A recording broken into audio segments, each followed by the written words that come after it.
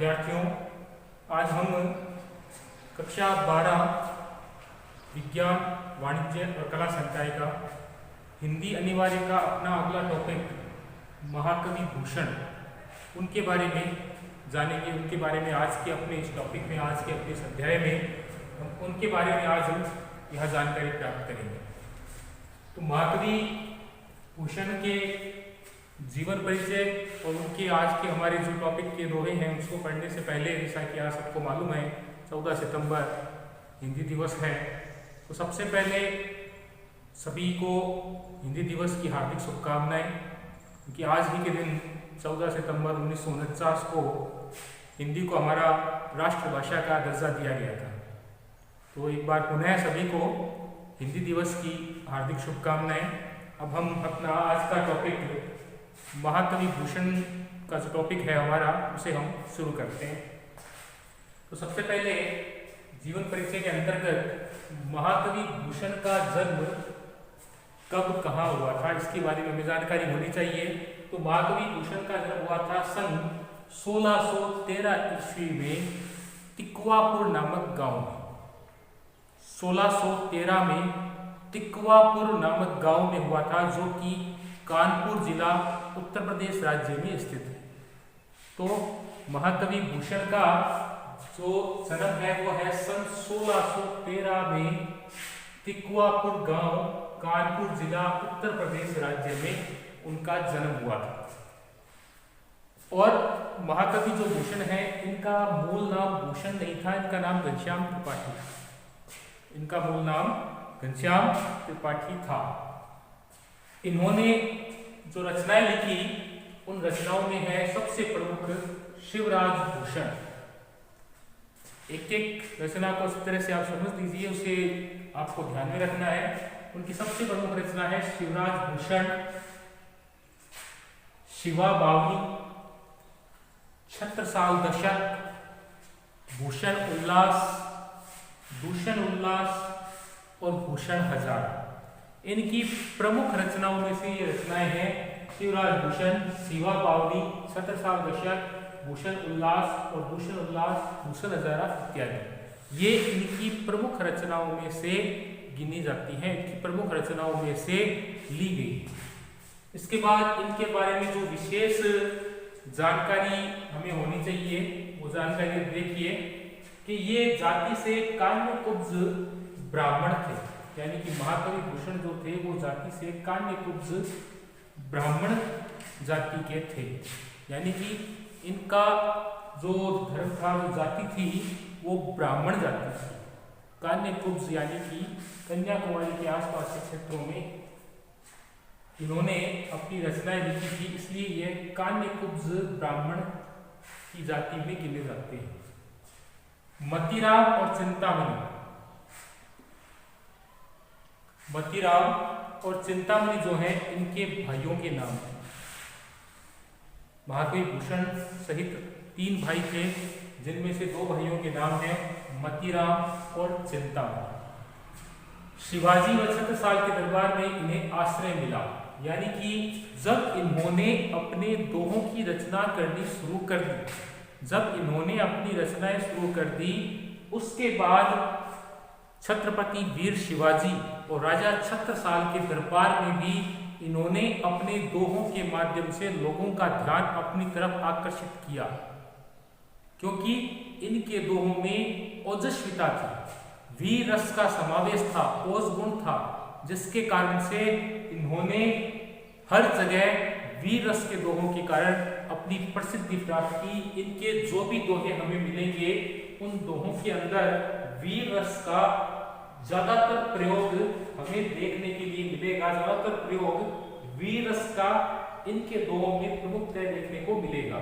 और हमारा जो आज का टॉपिक है, इसमें भी इन्होंने वीर रस से संबंधित ही दोहों की रचना लिखी है। जब हम इनके दोहों का अध्ययन करेंगे, तो उसमें हम ये देखेंगे कि इन्होंने वीर रस का किस तरह से प्रयोग किया है, वीर रस का प्रयोग करते हुए किस तरह से इन्होंने अपने दोहों की रचना की है। उसके बाद है सोलंकी राजा रुद्र ने इन्हें भूषण की उपाधि दी। यानी कि जैसा कि मैंने आपको अभी बताया था, इनका मूल नाम घनश्याम त्रिपाठी था, लेकिन जो भूषण है ये इनकी उपाधि है।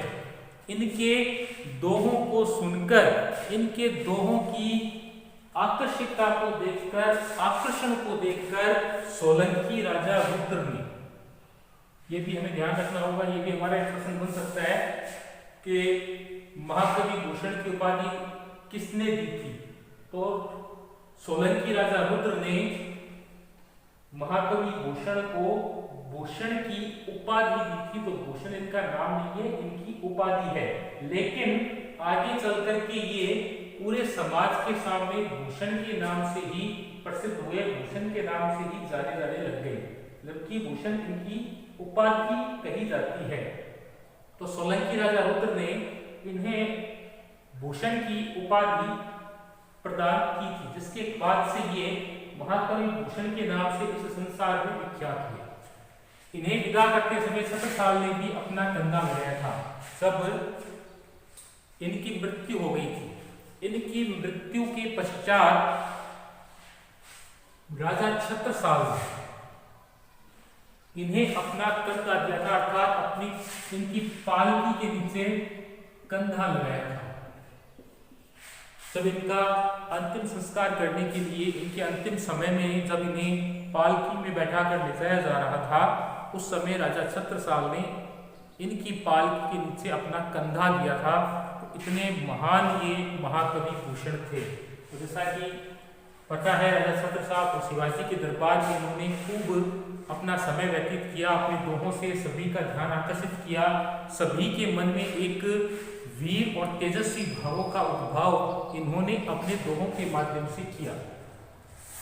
इनका वंश शिवाजी के आश्रय में भी खूब रहा, यानी कि जब शिवाजी के दरबार में ये रहे थे, वहां भी इनका मन खूब लग चुका था। शिवाजी के दरबार में भी इन्होंने अपना ज्यादातर समय व्यतीत किया था। शिवाजी के आश्रय में रहकर इन्होंने अपने दोहों की रचना की।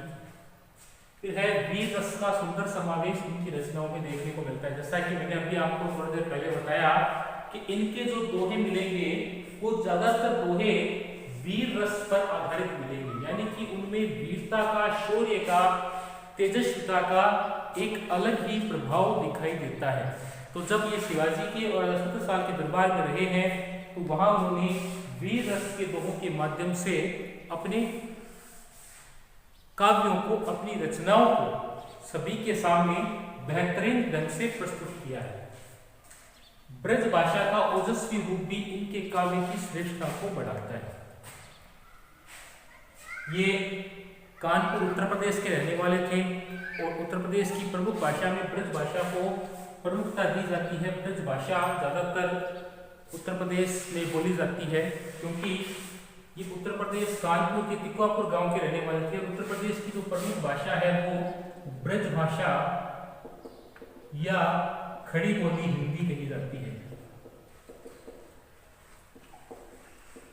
खड़ी बोली हिंदी, ये दो भाषाएं उत्तर प्रदेश राज्य में प्रमुख तौर पर बोली जाती है। जहाँ की ये प्रमुख भाषाएं हैं, तो इन्होंने भी ब्रज भाषा का ओजस्वी चित्रण अपने काव्यों के अंतर्गत किया है। इन्होंने भी ब्रज भाषा का प्रयोग अपने दोहों के अंदर किया है और इसके साथ साथ उन्होंने भी खड़ी बोली का भी अपनी रचनाओं में वीर रस का समावेश करके प्रमुखता से अपने दोहों में प्रयोग किया है। इनका कवित्व अतीव प्रशंसनीय है, यानी कि ये जो महाकवि भूषण है, जो कवि है हमारे महाकवि भूषण, इनका कवित्व यानी कि इनके दोहों को लिखने की रचना, इनके दोहे वाकई प्रशंसा के लिए योग्य हैं, जिससे कवियों की श्रेणी में महाकवि भूषण को एक उच्च स्थान प्रदान किया गया है। महाकवि भूषण को एक ऊंचा स्थान कवियों की श्रेणी में दिया गया है, क्योंकि इन्होंने वीर रस का जैसा समावेश किया है वैसा शायद कोई और कवि अपनी रचनाओं में ना कर सके, इसलिए इन्हें कवित्व में प्रशंसनीय माना जाता है। इसके साथ साथ 102 वर्ष की अवस्था में इनका निधन हो गया। 1613 में इनका जन्म हुआ था और 102 वर्ष की अवस्था में इनका निधन हो गया। इसीलिए जैसा कि हमने पहले पढ़ा था, इनकी पालकी के नीचे छत्रसाल ने भी अपना कंधा लगाया था। तो 102 साल की उम्र में दोहों की रचना करते हुए इन्होंने अपने प्राणों का त्याग किया। यानी कि सन 1715 ईस्वी में इनका निधन हो गया। 102 वर्ष की अवस्था में इन्होंने अपने प्राणों का त्याग कर दिया और इस संसार से हमेशा के लिए चले गए। लेकिन इनके दोहों की ओजस्विता आज भी हम सबके सामने स्पष्ट तौर पर एक नया कवित्व हमारे सामने छोड़ती है, एक नई उमंग हमारे सामने छोड़ती है। तो हमें ध्यान रखना होगा कि मैंने आपको बता दिया भूषण इनकी उपाधि है, इनका मूल नाम था घनश्याम त्रिपाठी।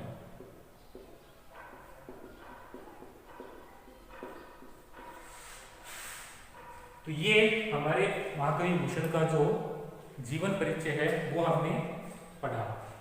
अब चलते हैं हम हमारे आज के टॉपिक के ऊपर, हमारी व्याख्या के ऊपर कि इन्होंने किस तरह से अपने दोहों में वीर रस का प्रयोग किया है और किन वीरों के बारे में इन्होंने अपने दोहों के अंतर्गत समावेश किया है। तो हमारा जैसे पहला दोहा है, साची चतुरंग सेन अंग में उमंगधारी, सरदा शिवाजी जन जीतन चलत है, भूषण बढ़त नाद बिलर नगरन के, नदी नंद मद गेवरन के रलत है, एल पेल खेल पेल खलक में गेल गेल, गजन की ठेल पेल सेल उसलत है, तारा सो करनी भूरी धारा में लगन जिमी, थारा पर पारा बराबर यूं हलत है। अब इसमें महाकवि भूषण जैसा कि वीर रस का सुंदर समावेश करते हुए इसमें शिवाजी का उदाहरण देते हुए उन्होंने अपने दोहे की शुरुआत की कि साची चतुरंग सेन अंग में उमंगधारी, सरदा शिवाजी जन जीतन चलत है। हम पूरे दोहे को एक साथ ना लेकर के छोटे छोटे टुकड़े बना करके इस दोहे का विस्तार करते हैं।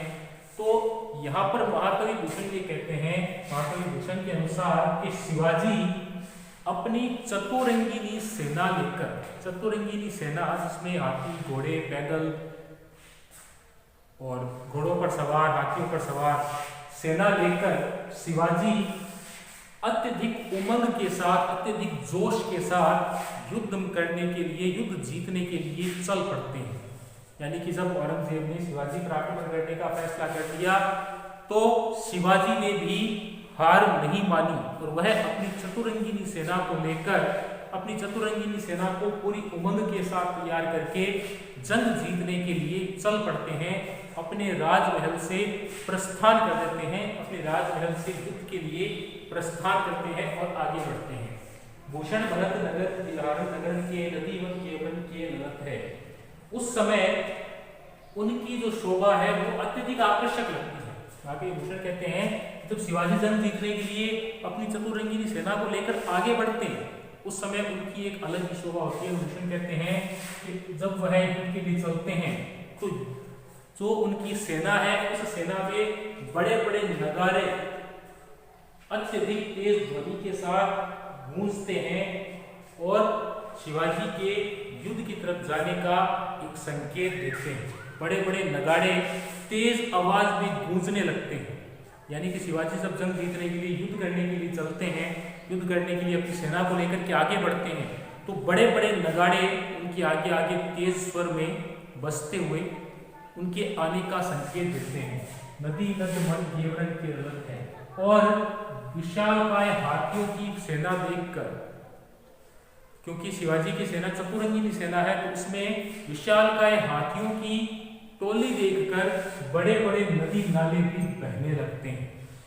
यानी कि इतना शिवाजी के शौर्य का वर्णन किया है कि शिवाजी के शौर्य के कारण बड़े बड़े नदी नाले भी डर के कारण बहने लगते हैं जब शिवाजी युद्ध के लिए बड़ी उमंग के साथ आगे बढ़ते हैं। आगे है एल फेल गेल गेल फलक में गेल गेल, गजन की ठेल पे सेल उसलत है। अब कहते हैं कि उनकी सेना में हजारों हाथी हैं जिनसे बड़े बड़े नदी नाले भी बहने लगते हैं, बड़ी बड़े नदी नाले भी अपनी वेग को तेज कर देते हैं। लेकिन उनकी सेना में जब बड़े बड़े हाथी घोड़े चलने लगते हैं तो वह आपस में एक दूसरे से टकराने लगते हैं। यानी कि जब शिवाजी की सेना चलती है जिसमें घुड़सवार हैं, हाथी सवार हैं, पैदल यात्री हैं, पैदल सैनिक हैं और रथ पर सवार हैं, तो जब शिवाजी की सेना युद्ध करने के लिए आगे बढ़ती है तो घुड़सवार, हाथी, पैदल और जो रथों पर चल रहे हैं वो आपस में टकराते हुए, एक दूसरे से टकराते हुए युद्ध जीतने के लिए आगे बढ़ने लगते हैं। युद्ध जीतने के लिए बड़ी ही उमंग के साथ, बड़े ही जोश के साथ निरंतर आगे बढ़ते हैं। गजन की फेरिस्त है। हाथियों के चलने से, उनके पैरों के कंपन से बड़े बड़े सेल यानी कि पर्वत भी डोलने लगते हैं, हिलने लगते हैं, अपनी जगह को छोड़ देते हैं। यानी कि शिवाजी के शौर्य का वर्णन महाकवि भूषण ने किया है कि जब शिवाजी की सेना युद्ध के लिए प्रस्थान करती है उस समय बड़े बड़े पर्वत भी अपना स्थान छोड़ देते हैं, बड़े बड़े पर्वत भी अपने स्थान से भटक जाते हैं, बड़े बड़े पर्वत, नदी नाले अपना बहाव चेंज कर देते हैं, बड़े बड़े पहाड़ अपनी जगह को छोड़ करके अपना स्थान परिवर्तन कर देते हैं, उनमें भी कंपन होने लगता है। क्योंकि शिवाजी की सेना जब युद्ध के लिए चलती है तो उनका जोश देखते ही बनता है, उनके अंदर जो विशाल जोश है वो शायद किसी और सेना के अंदर नहीं है। तारा सो सरनी धूली धारा में नगर जिमी, थारा पर पारा परावर यूं हलत है। तो जब शिवाजी की सेना चलती है उस समय आकाश में दिखाई देने वाला सूर्य भी एक तारे के समान दिखाई देने लगता है। क्योंकि जब शिवाजी की सेना युद्ध के लिए जाती है उस समय हाथियों के, घोड़ों के, पैदल सैनिकों के, रथ पे सवार जो शूरवीर हैं उनके चलने से जो रेत उड़ती है, जो धूल उड़ती है, उस धूल के कारण सूर्य भी एक छोटे तारे के समान दिखाई देने लगता है। मानो आकाश में अंधेरा छा गया हो, धूल इस तरह से छा जाती है कि सूर्य भी एक छोटा तारा दिखाई देता है।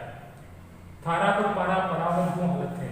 और जब शिवाजी की सेना चलती है उस समय पूरा वातावरण ऐसा लगता है, बड़े बड़े जो समुद्र हैं वो भी इस तरह से हिलने लगते हैं मानो थाली में रखा हुआ पानी हवा के वेग के कारण हिलता है। इस तरह से जब शिवाजी की सेना जंग जीतने के लिए चलती है उस समय बड़े बड़े समुद्र भी थाली में रखे पानी की तरह हिलने लगते हैं। तो शिवाजी के शौर्य का वर्णन यहाँ महाकवि भूषण ने किया है कि किस तरह से शिवाजी की सेना, शिवाजी की चतुरंगिनी सेना अपने पूरे वेग के साथ मन में एक उमंग लिए औरंगजेब की सेना का सामना करने के लिए निरंतर आगे बढ़ते रहते हैं। अगला दोहा है अपना, सबन के ऊपर ही ठानो रहीबों के जोग, ताही करो की से हजारों के लिए जानी घेर मिसिल उसी ने गुस्सा धारी और भूषण भरत मावे बिल्कुल लागे, सारी पातशाही के उर्दे जियरे तमकते लाख मुख सिवा को निरखी भय, श्याम को निरंग सिपा मुक्ति। इसमें भी महाकवि भूषण ने शिवाजी के एक और शौर्य का वर्णन किया है। जैसा कि हमने पहले दोहे में ये पढ़ा था कि शिवाजी की जो सेना है, शिवाजी की जो चतुरंगिनी सेना है वो बड़े उमंग, जोश के साथ अपने युद्ध क्षेत्र के लिए प्रस्थान करती है, जिसे देख करके बड़े बड़े नदी नाले बहने लगते हैं, बड़े बड़े पर्वत कंपन करने लगते हैं, धरती कांपने लगती है और सूर्य भी एक छोटे तारे के समान दिखाई देने लगता है। बड़े से बड़ा समुद्र, बड़े से बड़ा तालाब भी थाली में रखे पानी के समान हिलने लगता है। तो यहाँ भी इन्होंने शिवाजी के एक और शौर्य का वर्णन किया है कि सबन के ऊपर ही ठाकुर रहीबों की जोर। तो शिवाजी है वो सभी भारतीय राजाओं में सबसे आगे खड़े रहने योग्य हैं, क्योंकि शिवाजी एक ऐसे योद्धा हैं जो सभी भारतीय राजाओं में सबसे ज्यादा शौर्यवान कहे जाते हैं। तो शिवाजी सभी भारतीय राजाओं में सबसे आगे खड़े रहने योग्य हैं, लेकिन फिर भी शाही घरों की ओर 6000 के लिए, लेकिन फिर भी औरंगजेब ने उन्हें अपने दरबार में बुलाकर 6000 की संख्या वाले एक छोटे समूह के साथ खड़ा किया। यानी कि उन्हें अपने दरबार में बुलाकर 6000 सेना वाली एक टुकड़ी के साथ उन्हें खड़ा किया, उन्हें खड़ा करके उन्हें अपने छोटे राजाओं के साथ खड़ा कर दिया। तब जागी घेर किसी कुशीले धनुषाधारी ने शिवाजी ने इसे अपना अपमान समझकर अत्यधिक क्रोध की भावना को अपने मन में धारण कर लिया।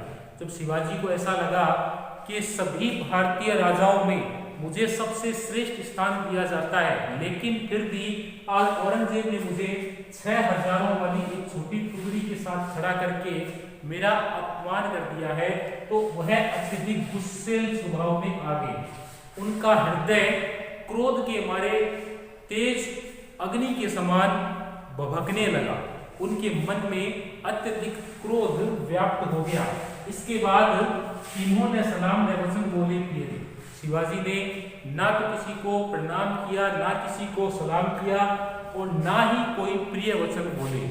यानी कि शिवाजी का क्रोध इतना तेज हो चुका था, शिवाजी इतने क्रोधित हो चुके थे कि उन्होंने किसी से भी कोई प्रिय वचन नहीं बोले और अपने क्रोध के वशीभूत उन्होंने औरंगजेब को खुली चेतावनी दे डाली।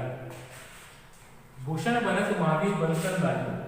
अब इसमें महाकवि भूषण ये कहते हैं कि शिवाजी ने जब अपना अपमान महसूस किया, जब शिवाजी को ऐसा लगा कि औरंगजेब ने उन्हें अपने दरबार में बुलाकर उनका अपमान किया है, तो शिवाजी अत्यधिक क्रोधित हो गए और उस क्रोध के कारण शिवाजी भनक यानी बोलने लगे, भनक यानी तेज आवाज में, बलकन यानी बोलने लगे। शिवाजी अत्यधिक तेज स्वर में बोलने लगे और औरंगजेब को अपने विचार प्रकट करने लगे। शिवाजी का गुस्सा इतना अत्यधिक तीव्र हो चुका था, सारी बादशाही के उड़ गए घेरे।